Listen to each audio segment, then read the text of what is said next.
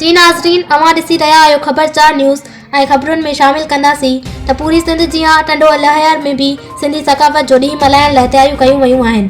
वधीक तफ़सील ॿुधाए रहियो आहे हुज़ूर बख़्श ख़ासकेली जी हिन रिपोर्ट में।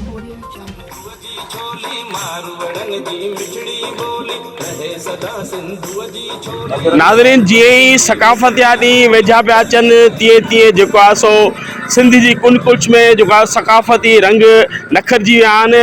हिन वक़्तु असां मौजूदु आहियूं हिकिड़ी चांहि जी कैंटीन ते, जिथे जेको आहे चांहि जी कैंटीन खे सिंधी सकाफ़त सां सिंगारे वियो आहे।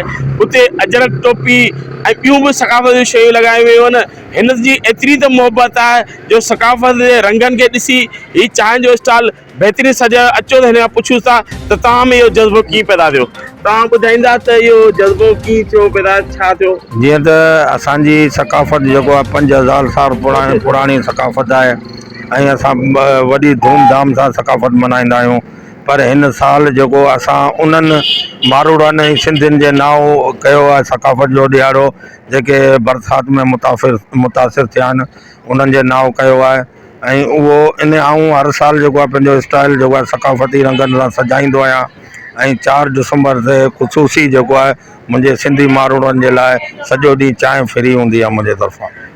तव्हां ॿुधो त सिंधी सकाफ़त या रंग निखरिया ही जो बरसाति मुतासिर आहिनि, उन ई यादि में हिननि जेको आहे सकाफ़ती रंग रखिया आहिनि। ऐं हिन हिकिड़ो वॾो ऐलान कयो आहे त अचे ॾींहुं जो 4 दिसंबर जो सकाफ़ती ॾियारो आहे, सभिनी सिंध वासियुनि जे लाइ हिन तरफ़ां चांहि फ्री ॾिनी वेंदी। कैमरामैन टीम सां गॾु हुज़ूर ख़ासकेली, ख़बरचार टीवी, टंडोला यार।